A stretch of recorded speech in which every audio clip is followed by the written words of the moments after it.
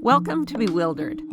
I'm Martha Beck, here with Rowan Mangan. At this crazy moment in history, a lot of people are feeling bewildered, but that actually may be a sign we're on track. Human culture teaches us to come to consensus, but nature, our own true nature, helps us come to our senses. Rowan and I believe that the best way to figure it all out is by going through bewilderment into bewilderment. That's why we're here. Hi, I'm Martha Beck. And I'm Rowan Mangan, and this is another episode of Bewildered, the podcast for people who are, despite their best efforts, still trying to figure it out. Not ever finishing figuring it out, not ever. We've always seemed to have new material, don't we? Yep. It's an asymptotic relationship with figuring it out. Mm-hmm. Shall we pause while everyone goes and finds their ancient, dusty Oxford English dictionary? An asymptote means you go half the distance to your goal every time. You're always going half the distance to your goal. But think about it. And the crazy thing is you never, ever reach your goal because there's always a remaining distance. You only can go half. You've been listening to Bewildered. I hope you've enjoyed the show. Next week, we'll define another polysyllabic word. What are you trying to figure out? Miss Fancy Pants, no asymptotic anything. What is bothering you? I just wandered the world thinking about asymptotes. What I'm trying to figure out is how to get a new nickname that's not Miss Fancy Pants, not asymptotic anything. All right, what I'm trying to figure out this week is like the tendency of people to be people-y no matter where you go. And so I had this experience where regular listeners will know I'm trying to be very brave against all my social anxiety and create community in this new place we've moved to. Now you told them. Now they'll fake it. Fake what? You can't let people know you want to be in community. You have to play hard to get. It's my experience. You move into a community and spend all your time in your bedroom and just you wait because otherwise you look desperate. That's not been my experience so far, but no worries. You do you, and I will continue to go to post drop-off coffee time at school, which I thought was going to be a get a coffee and where are you from? Oh, where are you from? But no, what I walked into was full on PTA vibes. And our daughter has just started school, real school. Sorry, I'm having flashbacks of PTA trauma. Okay, you just let me know when you're ready. Okay. They were all there together. No, that's the thing. They were all there together. Yes. Exactly. They seem to know. And How? Initially there was a bit of the, hey, how you doing? But then everyone sat down and got down to it. And I need to preface this by saying I am as in love with this school that we are sending our daughter to. I am as in love with it as I am with you and Karen. Okay. It is, I love this place. It's amazing. But people will be people-y, like they cannot help it wherever they are. And so while thinking I was like going to make friends, I ended up in a very heated argument about a fun run and a subcommittee. And so I just want to share, in case any of our listeners know how to figure this out, I just want to share the topic of this argument, which began, hey, so we're having a fun run. And most of the room was like, yeah, okay, cool. That sounds good. Sounds like fun. Does that mean you get to run away from them? That would be fun. And Marty doesn't like people, so that's established. Anyway, so I was like, oh, fun run. Okay, I personally will not be running, but sounds fun. And immediately someone was in there like, excuse me, if there's going to be a fun run, what is going to be done by the school to ensure that the big kids don't win? Because they'll always win. They'll always beat the little kids. What are we going to do for the little kids? And I was this is like world history in a nutshell. Go on. I was like, okay. And the school, the people, like, God love them. The school teachers, admin people were like, Well, it's a fun run. That said, we'll give some thought to this. No one's going to win. Just saying. It's not really a winning thing. And then at that point, someone put up her hand and said, and what are we doing about the water? And how far is the fun run? Like everyone did like a double take, and they said, "You mean water for the fun run? We'll have like coolers and stuff." She's like, "No, that's not what I mean. I mean the water in the school generally." My daughter came home from school yesterday and said the water at school tasted funny. So what are we doing about that? And then another person puts up their hand and they're like, "I'm sorry, we haven't even sorted out who's going to be on the subcommittee for the fun run." Oh my God. Wait, there's the fun run, but it's just a fun run. It's okay. Like we've got this. No, I think what you should do is like every time somebody says something like that, you just scream, fun run, and just rush at them and tell them to just run away. Just run away. Shout fun run and then just run out the door. Attack people. But that's, you could flee. You're a fighter. I'm a fighter. Yeah, no. I think attacking, they seem to be in attack mode. So it's like, make them take the fun run. So you could just like walk up to them, stand in front of them, point at the door and go, fun run. Yes. Now. Exactly. I'll count to 3. Wow, oh boy. Yeah, I'm glad it wasn't me. Yeah, bro. People are going to be peoply. It's okay. I got out of there. I did my own little fun run. Oh, yeah. What are you trying to figure out? I think this is what I was trying to figure out last time, but it's just gotten deeper. I'm trying to figure out how to function in a house where literally everything is broken.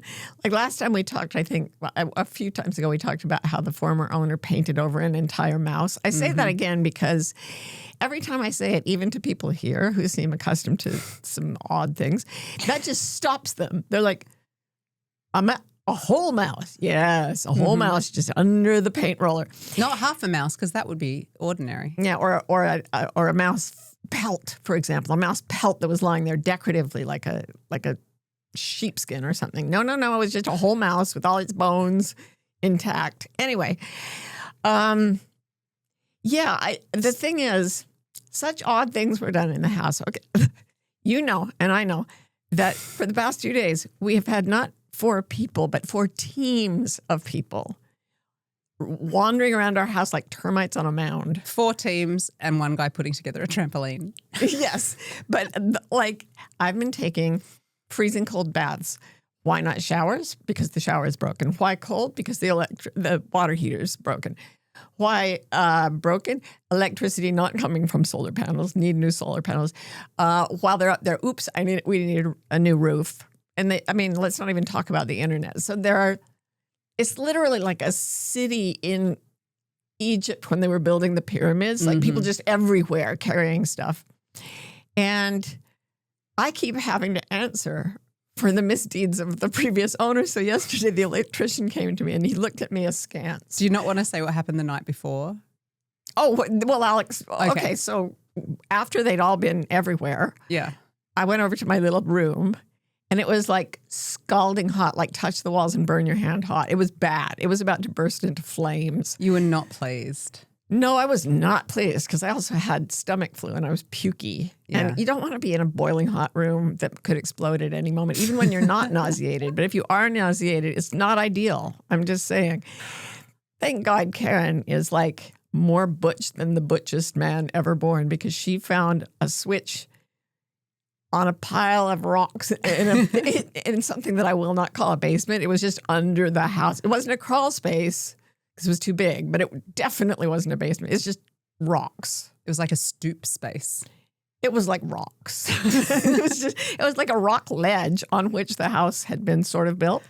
So, so she turned off something that it said 152 degrees. That's what we knew. So we turned it off, not knowing what to call it. We knew what 152 degrees was like. And it's like almost quite like hot enough to bake your bread. So that worked better. The walls cooled off by morning. And then the electrician came and he went down there because we asked him to. And he was very friendly until he came back from under there. And then he was like, Yeah, I was down there. And I was like, what's happening? And he said, and this is a quote, do you just like go to appliances and just pluck the wires? Just pluck them like flowers, like not unplug them, but just pluck the wires and then skin them like of their little rubber plastic sheathing. And I was just like you're trying to get the pelt of a mouse? Yes. Like she didn't skin the mouse, but she skinned all the wires. So he was like, yeah, a bunch of, and he looked at me and he could see I was aghast. And so his face softened again. He was like, it wasn't you. And I was like, no, it wasn't me, dude. He's like, somebody skinned all the wires from the appliances and then twisted all the braided them. Yeah, like in a French twisted all the braid. wiry parts together. Yeah. So if you turn on one thing, Yes. everything turns on. Yeah. Like full blast. And there's nothing to be done about it. And so I told him about the mouse. Mm-hmm, of course. That stopped him, even after seeing the plucked wires. But he kept doing this little gesture like he was picking flowers. Like, and so that I could be a new imagined- dance move. Pluck That's the true. wires, pluck And then, the wires. but you've got to sweat profusely. It's like hot yoga because Oh, it's I've got that covered. 152 freaking degrees in there. So yeah, I'm just getting this this image. We never met the previous owner, but reading her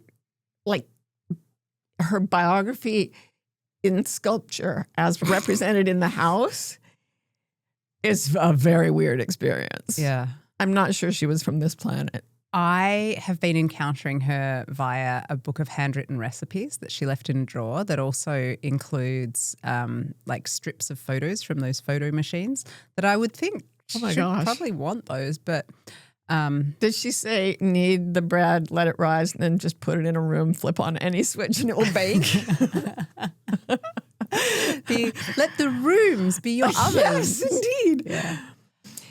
So yeah, We'll life figure it is, out. Life is interesting. We will figure it out. and or die trying, right? Definitely. Hi there, I'm Ro, and I'll be your podcaster for today. Do you know how to tip your podcaster? It's actually pretty easy. You can rate our pod with lots of stars, all your stars.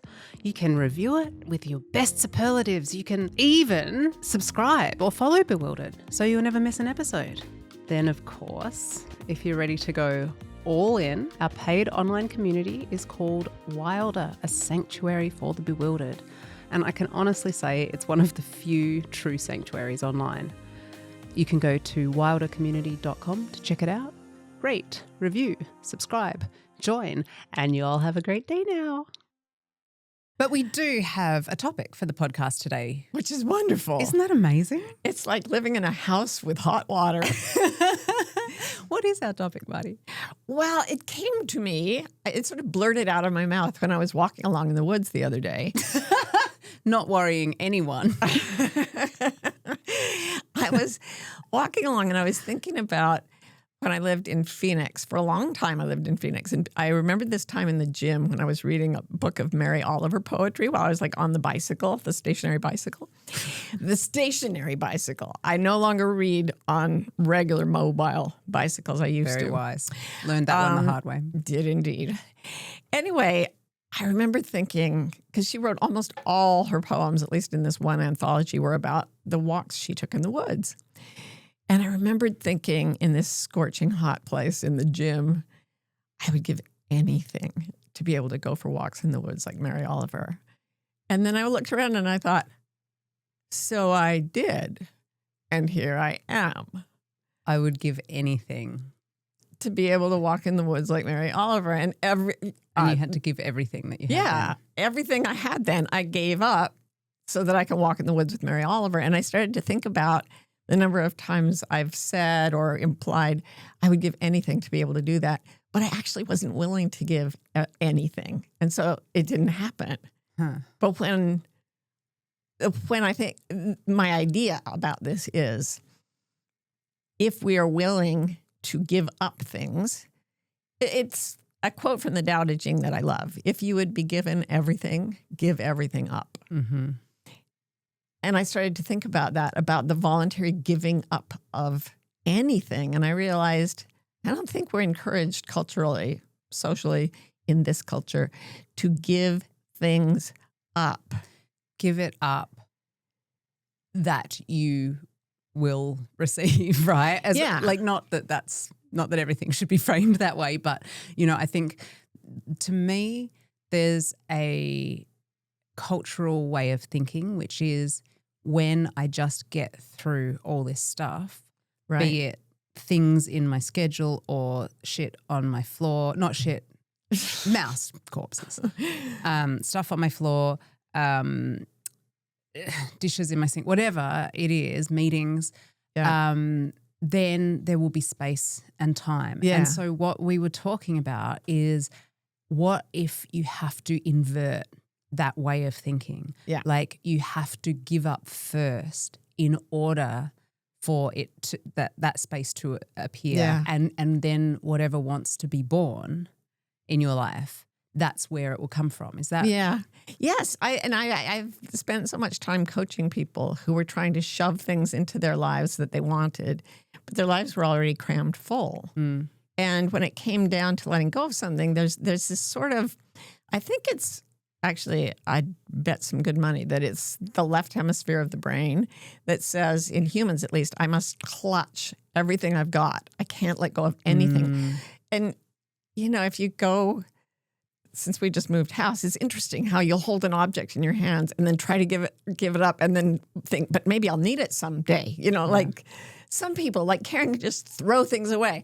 I don't care. I don't need my nose. Like she's amazing. Yeah. She never has anything except clean space, which is what we want. Yeah. But I think that this cultural tendency to grasp and hold certainly characterizes the sort of colonizing forces that went out. And in many of the societies that they colonized, there was a mentality of sufficiency. And the culture that spread all over the world and ended up sort of guns, germs, and steel winning had a culture of scarcity and hoarding. It's a little like there's an Aesop's fable about, I don't know if Aesop really said it, but it's about the ant and the grasshopper. There are ants who work and work and work and work, and there's a cricket who makes music. And then he says, don't you want to make music? And the ants are like, no, we got to save for the winter. So they work and work and work and work, and then it gets cold, and the cricket is hungry and cold, and he comes up and he says, please, can you give me some food? And they were like, no, you didn't. You just sat around making music when we were making stuff. And that's the Pilgrim's Progress. We're gonna make stuff and hang on to stuff and hoard stuff, and you can't have our stuff and hold it against others who don't. Exactly. And I'm not saying that there's not some validity to you need to have a savings account by all means, like marshal your forces and keep some kind of supply.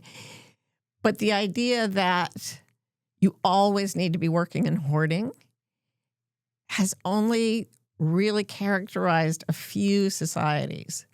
And the others have gotten by knowing that nature provides different things in different seasons and learning to figure out how to work in harmony with a supply that goes up and down. You get more music that way. That's the only way you get music. Yeah. And the implicit assertion in that fable is that the music is worthless. Yeah. Yeah. That's right. And it's so funny because while we've been thinking about this topic and then you mentioned Mary Oliver, and I think like so often it comes back to that, tell me what is it you're going to do with your one wild and precious life? You're going to fucking haul whatever it is that ants haul, crumbs, dirt. I don't know what they do. What do they do?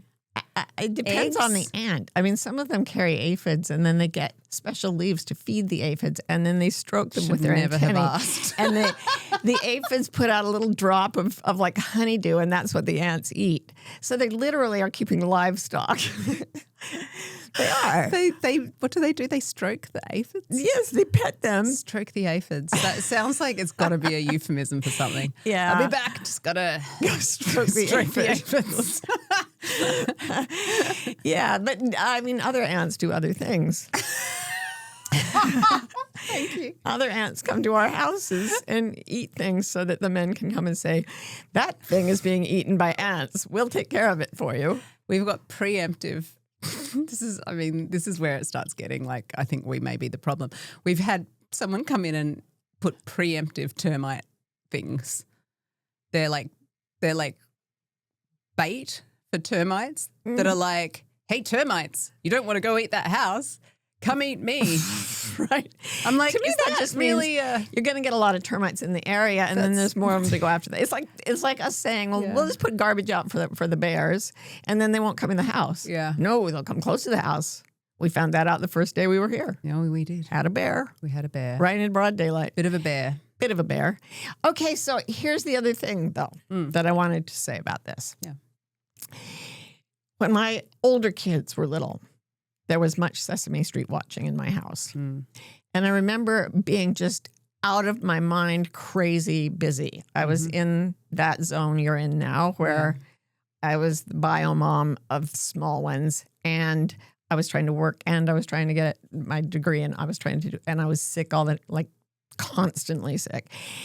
And I remember lying there on this king-size bed where I raised those children because I couldn't really get up, and watching Sesame Street, and there was a brilliant, brilliant song That we could all learn. that can teach us all. In a way, it's an anthem for our time.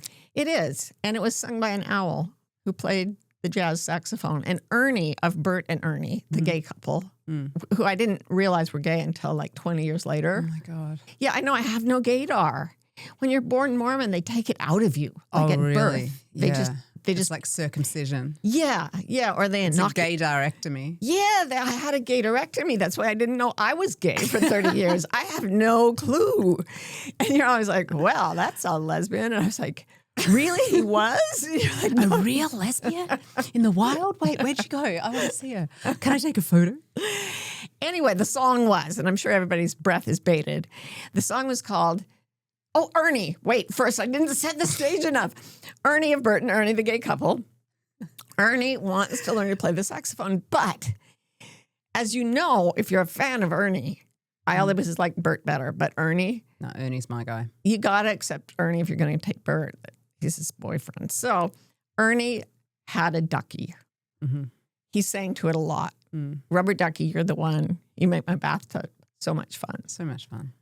Rubber ducky, I'm awfully fond of you. That was his song. I'm awfully fond of you. You know it, see? It's like it was injected to you.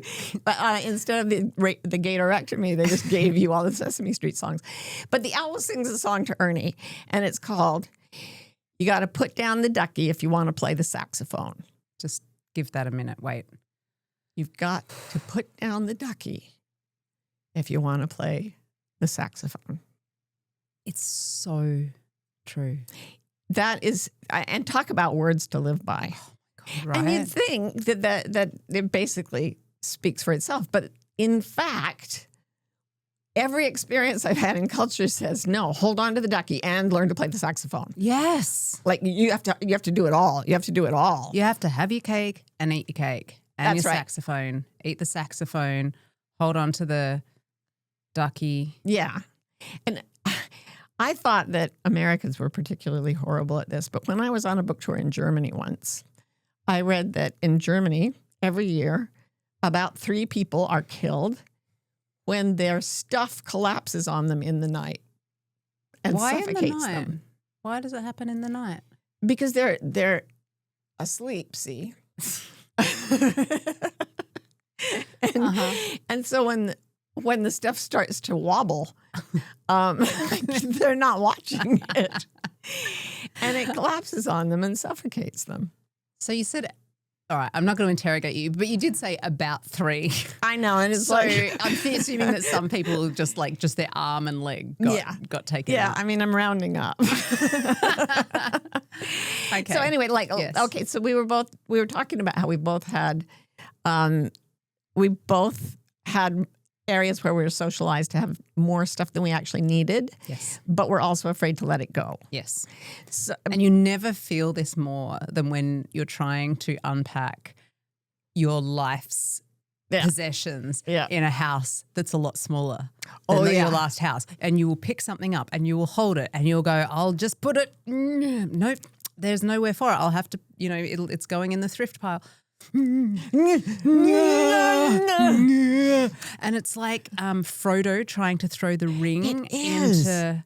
Are you telling me that if when you go to the donate pile, when you go to St. Vincent's to donate your clothes, you want me there to bite your arm off if you can't let go? 100%. Those of you who don't know Lord of the Rings, look up that reference. Spoiler.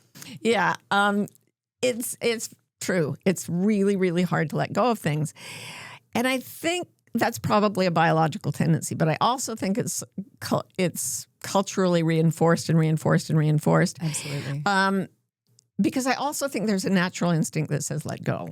And I was thinking about this when I read H is for Hawk. Have you read this book? I have. Who wrote it? Someone called Susan or something like that. By Susan. Anyone you know named Susan wrote this book. Yeah. It's brilliant. Might have been She's like brilliant. Carly. I'll have to put it like in the notes or something. Julia, please put it in the show notes. Yes, show notes. Look for H is for Hawk or just Google it. It's a great book.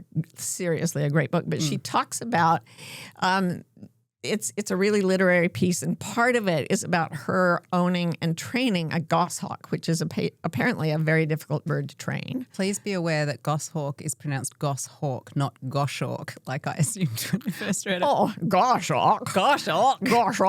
Now, she describes this hawk as being terrifying. Like it flies to her and lands on her arm like it's about to kill her, and she's terrified. It's fascinating, her relationship with this bird. Anyway, one of the things I learned from this was that falconers know exactly how much their bird weighs at any point during the day in terms of fractions of ounces, because it will determine how willing they are to hunt and whether they can fly it effectively or not. And like, I used to think birds never had to think about their weight. Seriously, when I was in high school, when I got like obsessed with my weight, I would look at birds and think, you never have to think about it. But they do.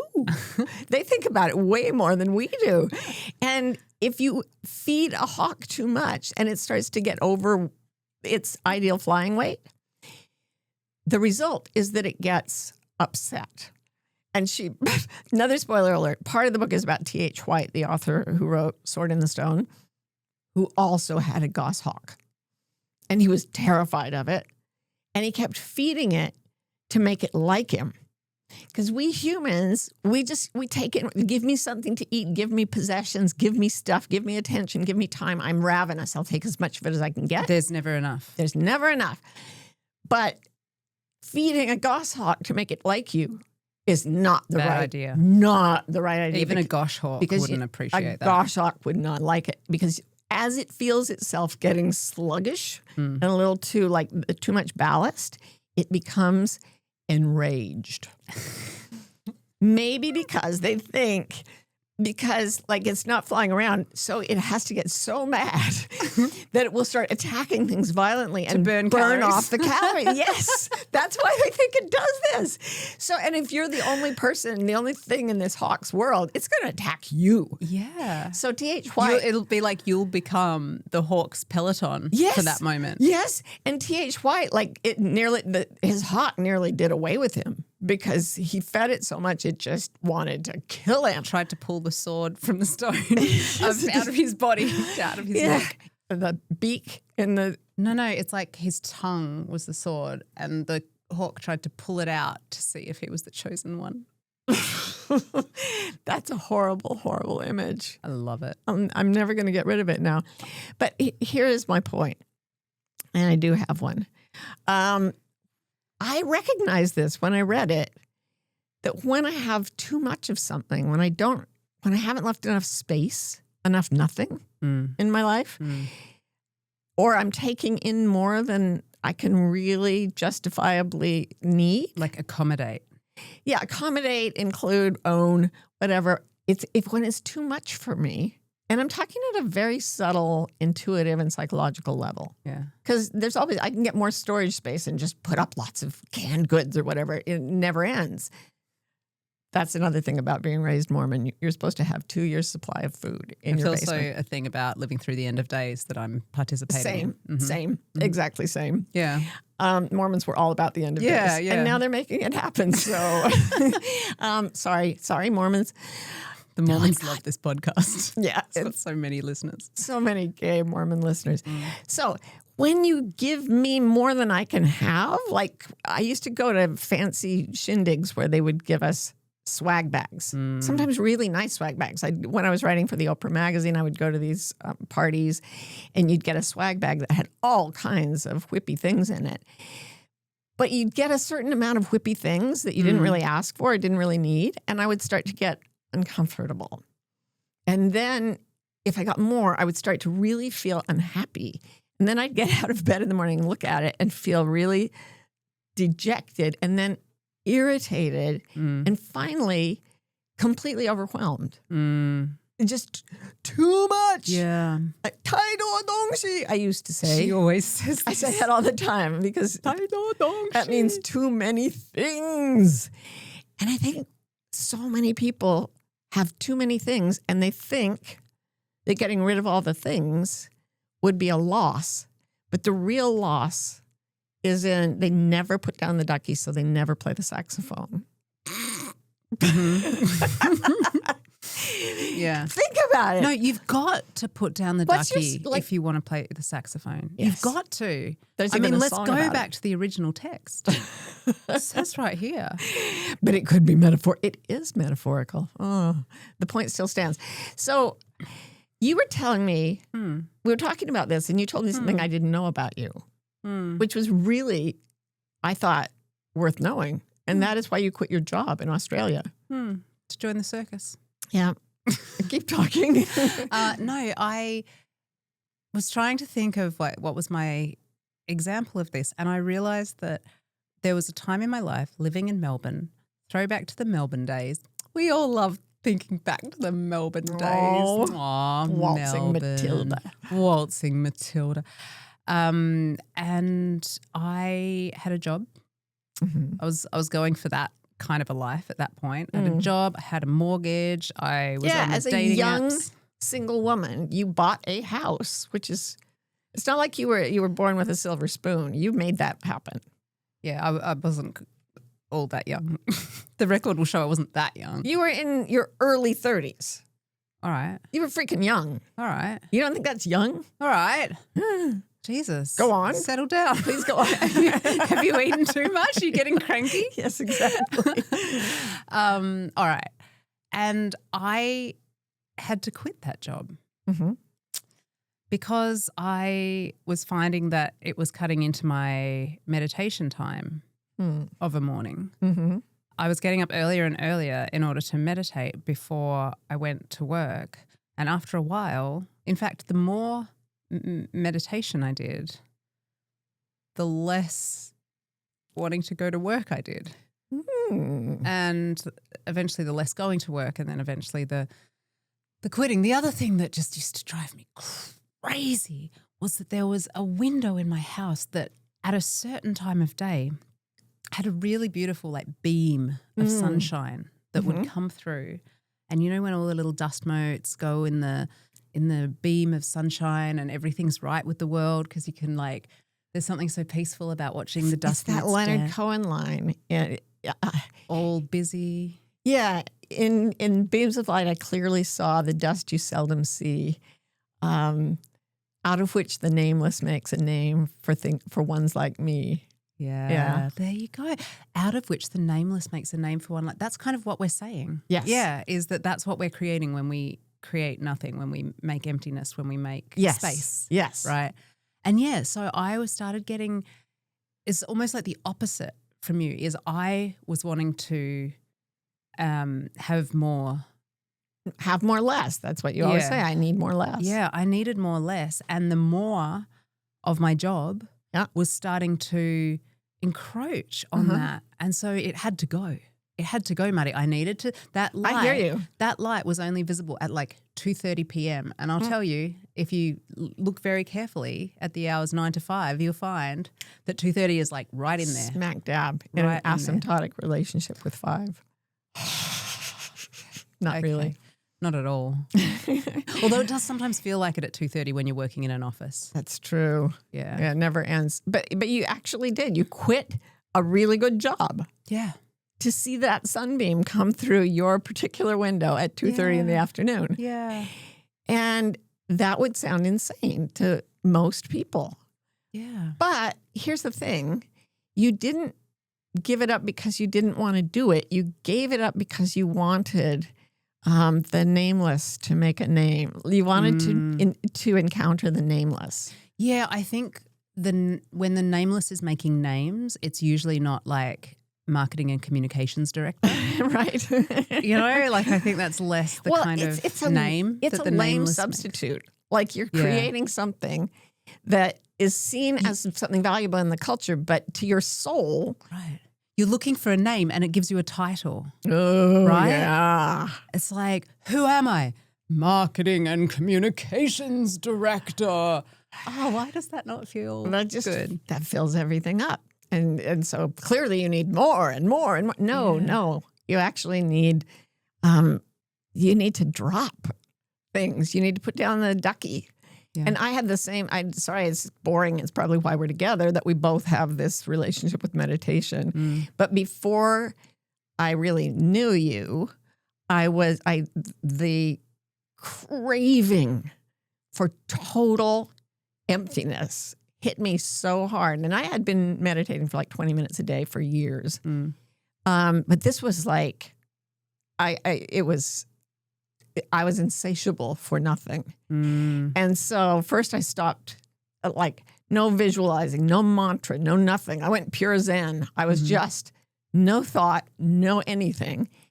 And then I thought, I need to do this a lot longer every day because I'm starving for it. I am starving for it. I would give anything for nothing. So I started sitting out in the forest covered in birdseed, which is, that wasn't right. Little bit off. Yeah, I actually realized that was kind bird of- watching. Yeah. And so It's kind of the Duckie. it was the Duckie. Yeah, I still Yeah. couldn't put down the Duckie. No. It was and fun. in this case, the Duckie would like chipmunks on your lap. Yes, chipmunks and possibly literal duckies from time to time. Anyway, I remember when I was sitting there and all the animals got disturbed and then this lump rose in the earth. Oh, God. I And then was this there for this. head popped out and it had like these horrible orange teeth and I thought it was a mole and I had no thought for like an hour and a half and I saw this thing come out of the earth like a zit and I thought like something screamed in my head, that mole is ruining the world. And I really believed it. You were so pissed off that day. I was so angry at that thing. It was a pocket gopher. They're not pretty. And that's not their fault. It's not that that's not the problem. The eruption into my meditation was I would argue that maybe your thoughts about the eruption my were the thoughts problem. about it were the problem. Yeah, so I had to get rid of thought. And I would sit out there or sit inside. And Karen sometimes would come and say, "You've got a phone call." And I would look at her like a goshawk, right? Like I am a going to fat attack you. goshawk. And or even a meaty goshawk. A heavy goshawk. She would hold out her phone or my phone and say, "But it's," and then name a famous person because sometimes famous people call me. So she wasn't, I told her no interruptions at all. But then somebody would call. But it's the president. He needs your advice. Almost. Like some really famous people call me. come on. No, seriously. And she'd say, "But it's this person." And I would just stare at her and say, "I'm meditating." Like I would get violently angry. Anyway, that's not good. You don't want to do that. That's not what I'm saying. What I am saying is that there are these stages of realizing that you need more less. And the first one is just this discomfiture. And then the second one is like, Disagree. okay, Point of order. yes. The chair recognizes you. Thank you. My chair Where's my does. subcommittee? Anterior. No, not anterior, but before. See, when I try to asymptotic cue, I get it wrong. Anterior. I think that works. Anterior to what? Chronologically anterior Yes. to the discomfiture, Yes. I would argue. Wow, that's a sentence. Right? Oh, I wanted to call this episode, just for the record, I wanted to call this episode Navigational Discombobulation because we couldn't find the studio this morning. that's We true. walked into But the that's a wrong whole room. different We didn't even topic. tell you that. Okay. Okay. We've been here a lot. We just couldn't find it.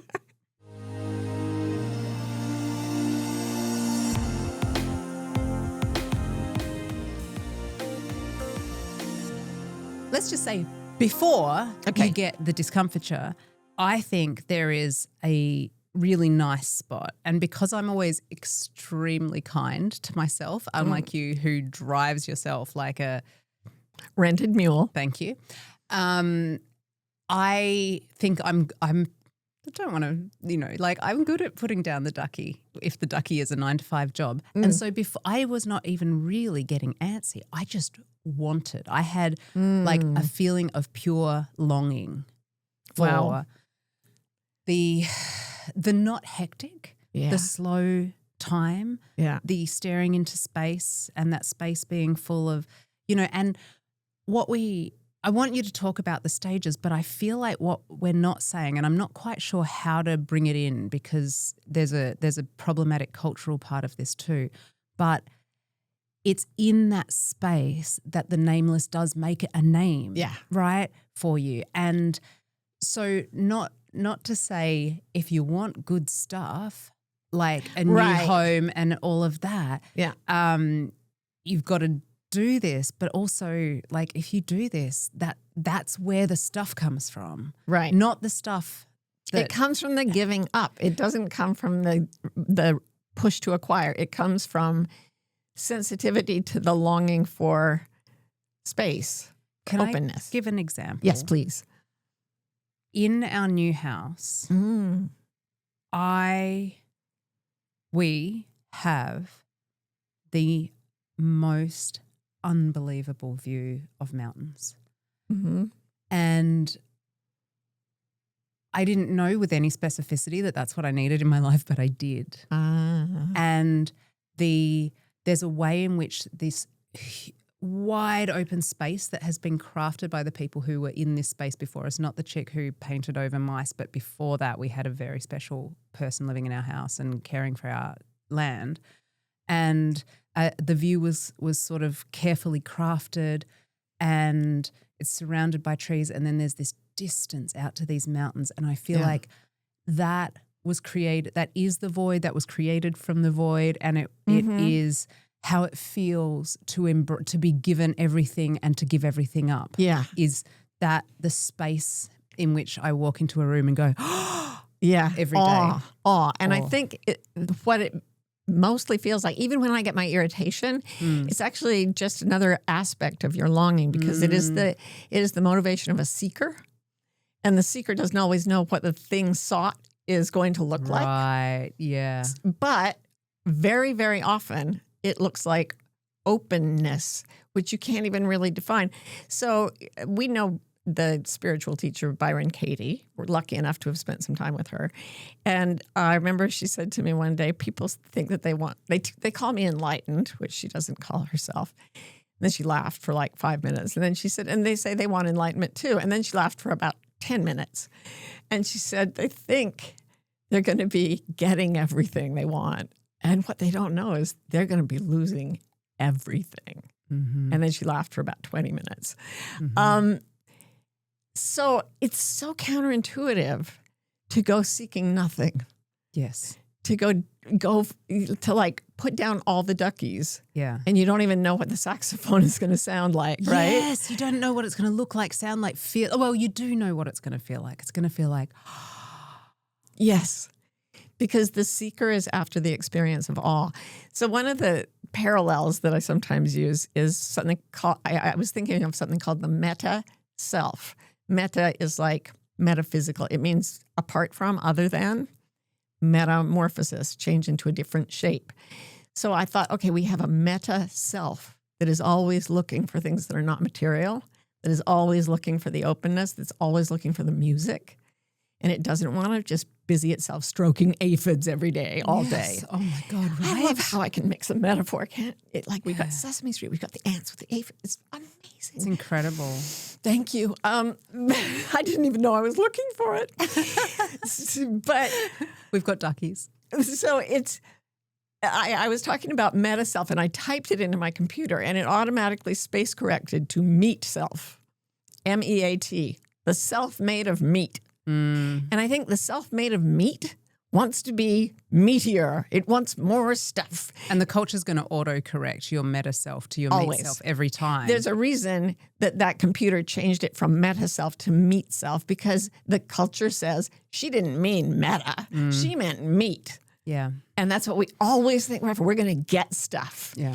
And what it really wants to be is other. Yes. And for you, it comes as longing. It does for me too. But if I can't respond to the longing or I'm not aware of it because I'm paying too much attention to other things, it comes up as irritability with what I'm doing. Yes. It makes me want to push away from what I'm doing. Yeah. Poor Karen, when she brought me the famous people on the phone, I nearly strangled her. I didn't really. Anyway, this is like this whole concept, you quitting your job to go sit in a shaft of light Yeah. or me not taking calls from famous people so I could sit and think absolutely nothing. We're not encouraged to do this unless we're in a meditation class somewhere in some other cultural context. But I think it's innate. And I think we are seeking the awe that you find in that view of the mountains. And may I add, it's not like you just tripped and fell there. You did a lot of house hunting. You went into a lot of houses and looked at a lot of views. Yeah. I said a lot of not this. Yeah. And when we got this house, it was the only thing that works is that view. Yeah. Everything else is broken. If you want to get everything, which is the view, you've got to give up everything, which is heating, cooling, internet, a house that doesn't smell like animal corpses. Pretty much every physical thing. Yeah. Hot water. We sound so self-congratulatory here. It's not like I haven't spent my whole life trying to hold on to things, but I love this idea of letting go. I think everyone is aware who's been listening closely that we're not thrilled with the state of the house. Okay, but no, I'm not self-satisfied about that, but self-satisfied as in I gave everything up so I get to have everything. No. I'm satisfied. I am satisfied. And the other day, while I was walking in the woods, and then I was remembering saying, I would give anything to walk in the woods like Mary Oliver. And I realized I'd given up absolutely everything I had in that life. Mm-hmm. And now I was walking in the woods like Mary Oliver. And I thought, well, that's the whole thing. I was walking along the street with you last week and you were like, look at all this amazing stuff that we've manifested around us, all the things that we were talking about. What should we do next? And I had this feeling of I can't right now because I'm busy going through the sometimes difficult experience of all my dreams coming true. And I don't have any space for what's next right now. I just have to sit in the space between me and the mountain, right? And let that be. And then I think it's out of that space. Yeah. That the nameless makes your name. I love that. And I love sitting in it and soaking it in. Yeah. I love the taking the time to absorb whatever has come, including freedom, including nothingness. Can I say something about Please. meditation? Yes.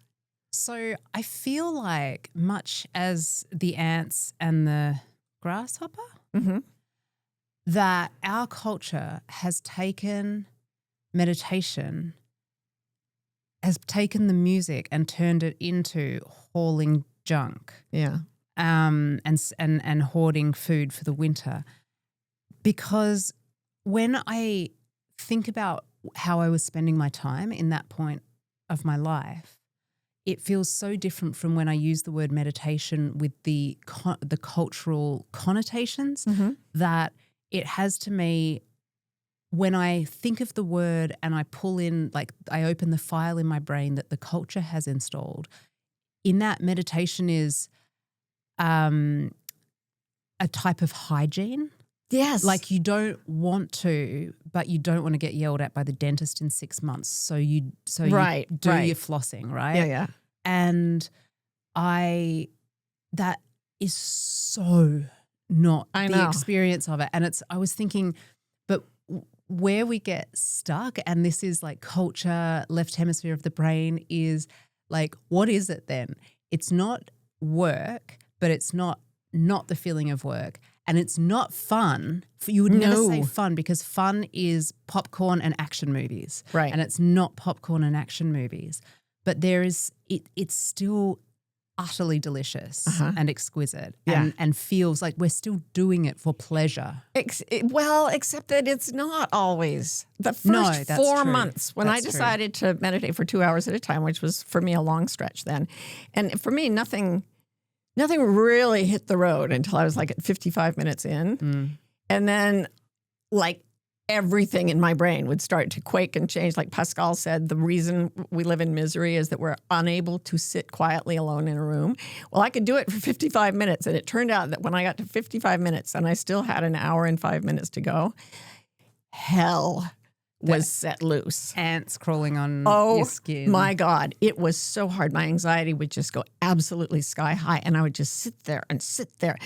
And I was telling you about a friend of ours, Boyd Vardy, the animal tracker, who he went on a run with the San people in the Kalahari Desert in like 120-degree heat, and they ran down a kudu. They just hunted it by running after it until it gave up. And sorry, that's graphic, but it's an ancient thing. And he was like, he said his mind was so full of stories about why he could not do this. And they kept coming up. I don't have enough water. I'm going to die. This is too hot. I can't do this. There's too much sun. This is not right. And he said he had to decide on every few steps to commit to it or not. And so a story would come up. This is too hot. And he would just think, commit. I'm going to die. Commit. I'm not saying that everybody should do it, but he felt that deep in his, as you say, deep in my waters, I felt that I should do it. Boyd doesn't have waters. No, not anymore. They all went. But the whole thing about meditation is very similar to that. And it was like, make space. And I think when we get to this sort of how do we break free from the culture and what do we do instead? It's this make space. So I would sit there, I'd be fine, 55 minutes, and then it was like, I can't do this. Make space. I have got to get up. Make space. I have to do that thing. Make space. Like it wasn't mean. It was just this continuous knowing, make space. And I had panic attacks, and the itching nearly killed me because I would create it by fearing it.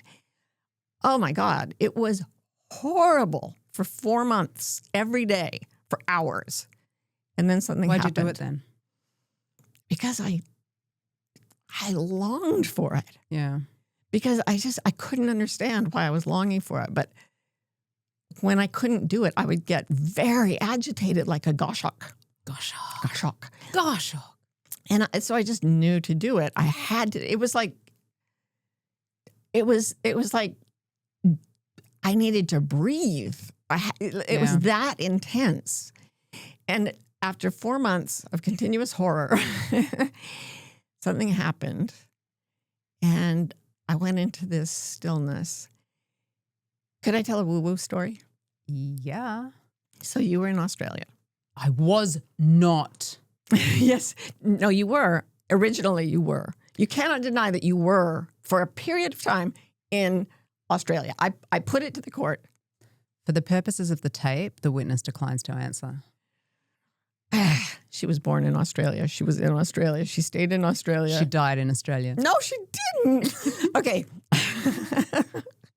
Okay. So you had read my books, and I was like, we can save the world, which I still think, but it's a total pipe dream. But you got into the pipe dream. Oh, yeah. A master's in political science that said the world is ending. And then there was me. We can say that. Okay, And so I'm you got like, into it. Whatever she's selling, I'm buying. And you wrote this poem as if it were written from somewhere further on in history Yeah. about, and I quote, the time we almost broke the world. Mm-hmm. And there's a part of it that's about the horrors we're seeing right now. Mm-hmm. And everything that's happening to the climate and everything like that. And then you get to toward the end of the poem and you say, and then came the time of the great unbuilding when everyone's name is stillness. Well, after my 4 months of absolute hell, what happened is it was as if I heard someone outside me say, your name is stillness.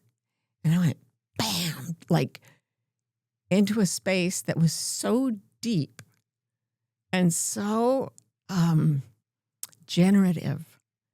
It was like I'd found a spring of water that was absolutely pure, and I could just, touching it filled me with bliss, let alone drinking it. I could bathe in it. All I wanted to do was, and then every day I would sit down, your name is, and repeat that, your name is stillness, boom, in. And then later, you showed me that poem. Mm. And I'd been thinking this thought, your name is stillness, simply because it triggered the bliss. And then you wrote it in a poem, you showed it to me in a poem that had been written before. That is my woo-woo story. And then years later, we did a podcast where we premised the whole thing on 2 songs, one being You've Got to Put Down the Duckie If You Want to Play the Saxophone, and the other being a Leonard Cohen song where it says, out of which the nameless makes a name for one like me. Yeah. Your name is stillness. Oh, That's your name. It's not marketing and communications director. Stillness. wow. Can I tell another story about it? No, you may not. It was Of course you can. So I was sitting in the forest Uh-huh. and I was meditating. I had my eyes closed. I opened them, and parading past me was a flock of wild turkeys. Do you have any turkey facts you'd like to share before we I have move on? so many turkey facts, but I'm going to spare you that because I want to tell you the meat of this story. Turkey meat. Turkey meat, absolutely. So I opened my eyes and they were all going past.